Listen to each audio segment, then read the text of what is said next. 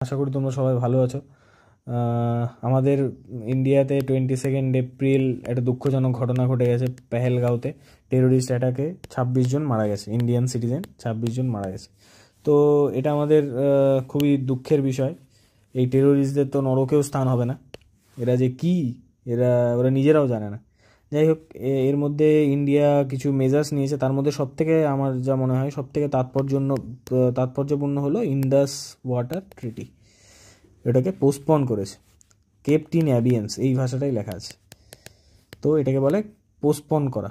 তো ইন্দাস ওয়াটার ট্রিটি, ইন্দাসের 5টা উপনদী ট্রিবিউটারি আছে: জিলাম, চেনাব, রবি, বিয়াস, সাতলুজ। এবার ইন্দাস, জিলাম আর চেনাবের ব্যবহার করবে মানে পাকিস্তান, আর রবি, বিয়াস, সাতলুজ ইন্ডিয়া ব্যবহার করবে 80% জল।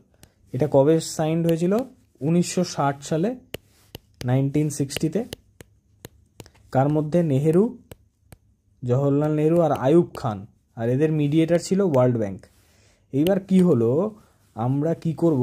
দেখো, আমাদের এখনও সেই রকম ড্যাম নেই যে আমরা জলটাকে আটকাতে পারবো, পুরো জল, এত পরিমাণ জল। তো আমরা কি করব? আমরা ইচ্ছে মতো ধরবো, ইচ্ছে মতো ছাড়বো। কারণ কি, ইন্দাস এরম করে গেছে, জিলাম এর সঙ্গে জুড়েছে, চেনাব, রবি, বিয়াস, উতলে সব কিছু ইন্ডিয়া থেকে উৎপন্ন। তো আমরা ইচ্ছে মতো ধরবো, ইচ্ছে মতো ছাড়বো। তো এর ফলে তোমরা দেখতেই পাচ্ছ যে পাকিস্তানে বন্যাও শুরু হয়ে গেছে। তো আরও অনেক কিছু কপালে আছে ওদের দুঃখ। যাই হোক, আমার যা মনে হয়, একটা ইনসাইট একটা আমি বলতে পারি। আমার যা মনে হয় যে পেছন থেকে কলকাঠি নড়াচ্ছে চায়না। চায়না দেখছে যে ইউএসএ এর সঙ্গে ইন্ডিয়া সুলভ পরামর্শ করে নিয়েছে ট্যারিফের জন্য। আর এদিকে চায়নাতে এত ট্যারিফ লেগে যাচ্ছে, কোম্পানিগুলো চাইছে চায়না থেকে সরে গিয়ে বেটার এনভায়রনমেন্ট, যেখানে less volatility, India best opportunity. তো এইবার চায়না কি করছে, যে পাকিস্তানকে বলেছে যে তোমরা করো, আমি তোমাদের পিছনে আছি। তো হতে পারে এটা একটা ইনসাইট। দেখা যাক কি করে। আমাদের ইন্ডিয়া এখন যথেষ্ট পরিমাণ ওয়াকিবহল যে পাকিস্তানের কি ব্যাপার, কি বৃত্তান্ত। কিন্তু ভবিষ্যতে ইন্ডিয়া উপরের দিকেই যাবে, গ্রোয়িং অলওয়েজ, যেভাবেই হোক।